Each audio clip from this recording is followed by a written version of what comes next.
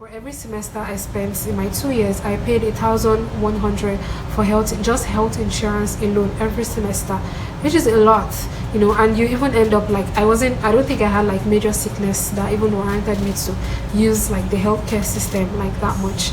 So like it was basically like in my mind like Niger babe, like I was like I'm wasting, like I'm just throwing money away.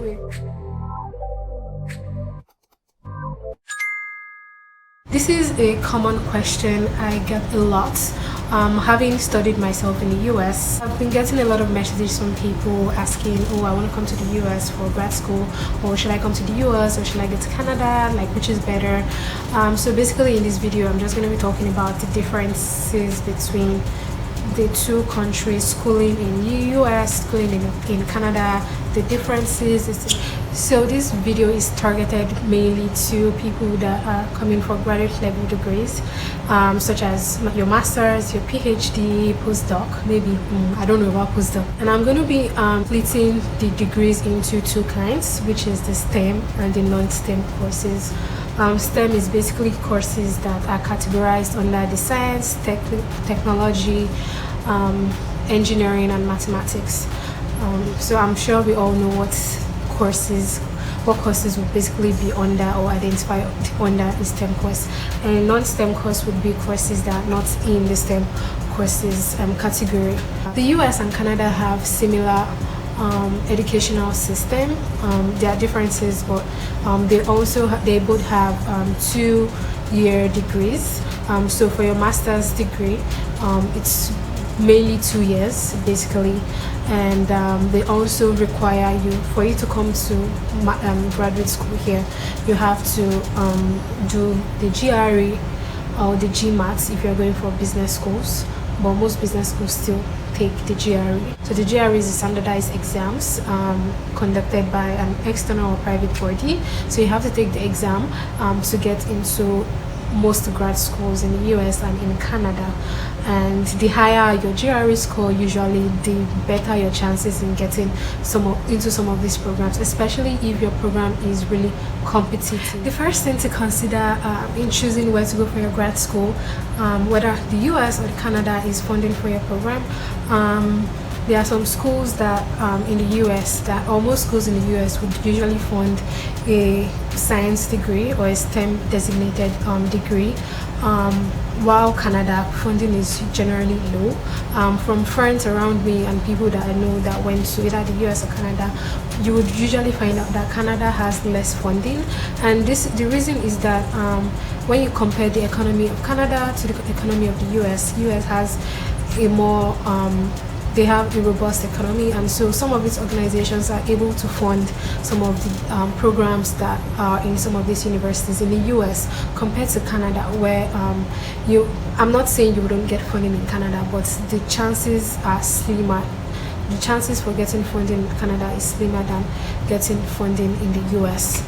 That being said, so you have to check the degree that you're going for, check current students or past students in that program, how often do they give funding, except if you are funding yourself for whatever program. Another thing that you would want to consider is the coursework for some of these programs in Canada and the US. Like for example, how easy is it to transition from a master's to a PhD in some of these programs or some of these schools? I know for the US, it's easy when you come into, you could have a bachelor's degree and decide you want to go for a PhD straight. So it's easy to go from a from a bachelor's to a PhD in the US because you would incorporate your master's level work alongside with your PhD work. But in Canada, it's often not the case. You would find out that a lot of PhD programs in Canada would require that you have a master's degree. I'm not saying like all of them, but in most cases it's easier to find a PhD program that would take only bachelor's in the US than finding such in Canada. So if you want to consider this, if you have a bachelor's and you want to start your PhD straight, those are things you want to consider, and you would have to be very thorough in your search for school. Another thing that you would want to consider is how much schools that you have, or how much options you have in US versus Canada, I would say in the US you have like 1,000 schools in the US. Compared to Canada, you have much smaller schools with smaller intakes. In the US, the average school in the US would take like up to 30 to 60 students, and compared to Canada, they have smaller classes and smaller intakes. So these are things you also want to consider, and which makes it more competitive to get like admission in Canada compared to the US. It's way easier to get admission or gets taken in, accepted into a program. Guys, another thing you want to also ask yourself is, why am I coming to grad school here?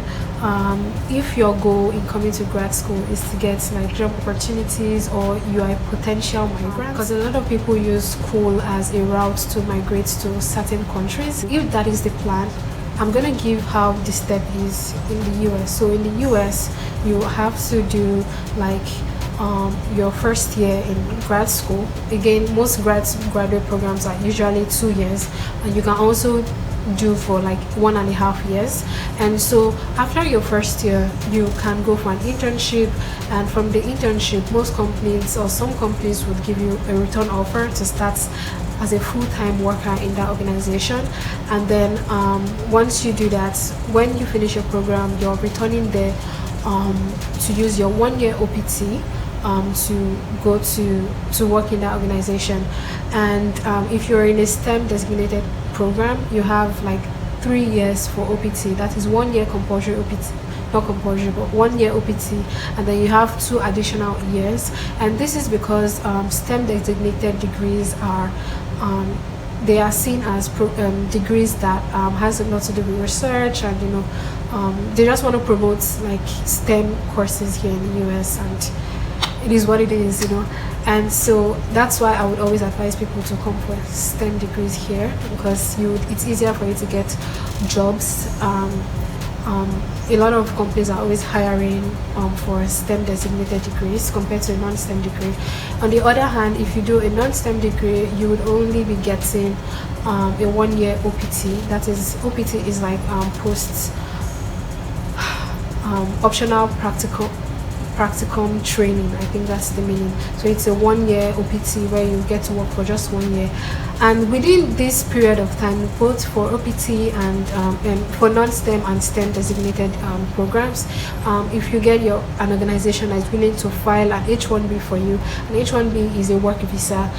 It gives you 3 years to work in the US. And after the 3 years, you also have like an opportunity to renew it for another 3 years, which is a total of 6 years. And after 6 years, the visa expires. So within those 6 years, most organizations would file a green card or a PR for you, and you get to stay in the US permanently. So that is how it usually works. But with current administration right now, it's a bit shaky. A lot of you know, like, the current administration is really strict right now, and so I wouldn't just bank on that. On the other hand, let's talk about Canada. In terms of prospects for job opportunities or staying back in Canada, so Canada would also have postgraduate work permits, PGWP. They also give for every course or degree that is 2 years and above. So you get 3 years, whether non-STEM or STEM designated programs, so which is really good compared to the US that gives only 1 year for a non-STEM degree. And one thing about Canada is, in terms of job opportunities, it's a bit tough. It's not as easy to get jobs in Canada as much as in the US, because in Canada is taking a lot of immigrants every single day, and so you are basically competing with a lot of talented pool of candidates and people that have been even in the pool for so long, people that are just coming into Canada, migrated into Canada. So it's a long queue of people, and so you basically have to fight, and you have to make sure that you're the best. But that being said, definitely eventually get a job. It just takes tenacity. And one thing about Canada is once you have a 2-year degree, or once you school in Canada, basically, you actually can get into the process of a PR. So within 2 years in Canada, you can actually get a PR or a green card, if you would call it that. And once you have a PR, you will not have issues with jobs or getting jobs or even interviewing for jobs. You will not get filtered out in the application process. Whereas in the US, if you are not a citizen or permanent resident, or you don't have like a valid US work permit, you would be filtered out from applying for certain jobs. So it's really hard. So you want to take this into consideration. Like in the long term, Canada seems to be the best when it comes to like getting work permits on time, while in the US it's longer to get a permanent residency. So you'd ask yourself, what is my long-term goal? Like what do I want in the end? Like I've had people that are in the US presently, and they complain of how long it is to get to that PR stage. Some people are really lucky, but right now I wouldn't bank on that because the current administration is changing a lot of things. So both countries has like its merits and demerits, so you have to decide what you want. Can you wait for a long time to get permanent residency? Then you definitely want to come to the US, and especially if you are in a program or a degree that is that requires that is moving, is selling. Like for example, software engineering or engineering in general is really moving. Like in the health, biomedical sciences, finance is also like really hot. Marketing, sales, there are really hot programs that you would want to take leverage on when coming to the US, and compared to like non-STEM degrees. And then in Canada, you would get your permanent residency really fast in Canada, but then again, you have to hustle for like jobs, get good jobs. It's really hard to get like really good jobs in Canada. Another thing that I would also talk about is the ease of visa application process in getting to schools, both in the US and in Canada. So I schooled here in the US, of course, and even though a lot of people would talk about how hard it is to get like a visa to come to the US, I did my visa application once and it went through, which I'm grateful for. But at the same time, I've heard really bad, dreadful stories about applying to Canadian schools.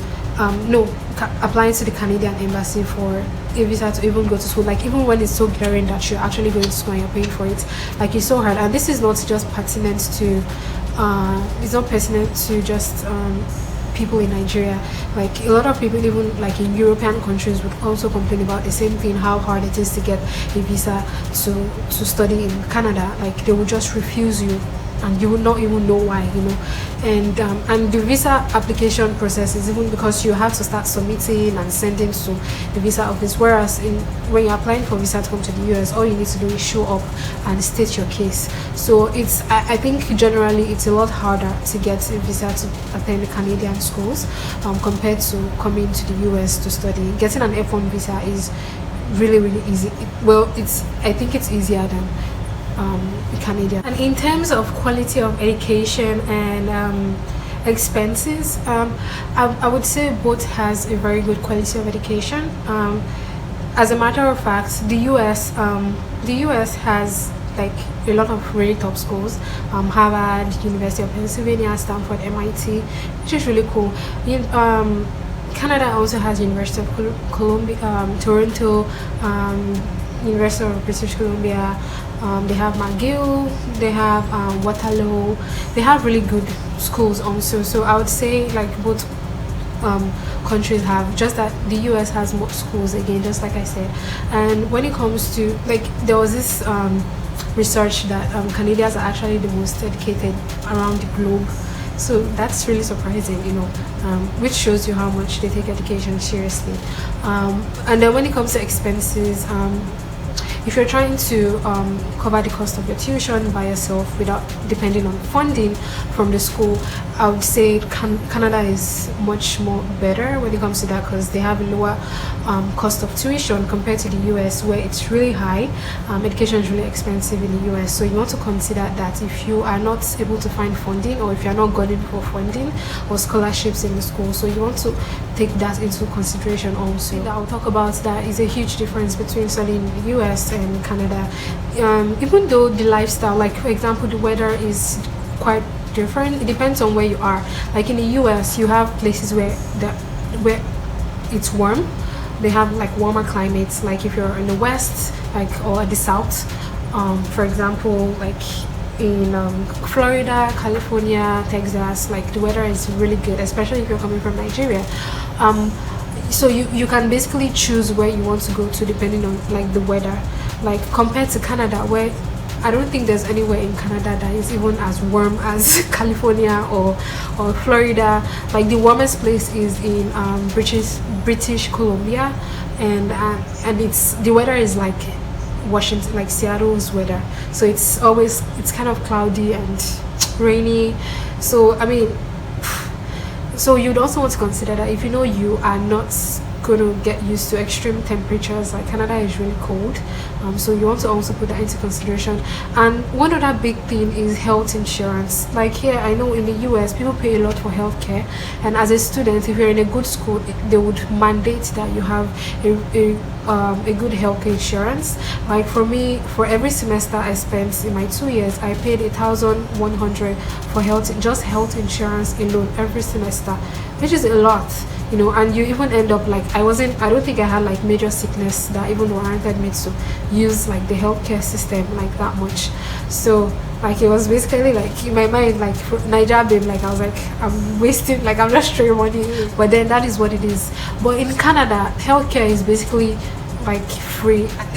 It's cheaper, like the government takes care of it. You get, like once you're enrolled as a student, then you pay your fees and everything, like no matter how much, whether you go through surgery or whatever, like it's basically you have access to healthcare without breaking the bank. Some of the things that you need to know if you're coming to the US or you want to go to Canada for graduate school.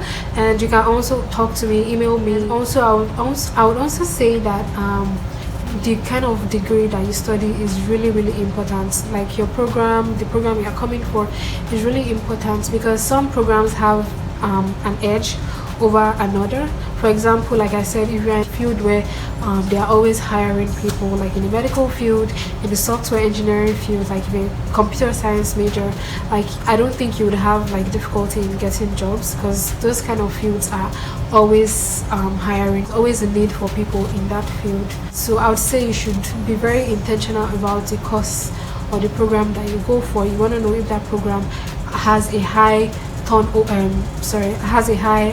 ROI, like return on investment. And yeah, let me know if you have any questions, guys. If you haven't subscribed to my channel, please subscribe. I'll be happy to take questions from you guys, and I'll see you guys in the next video.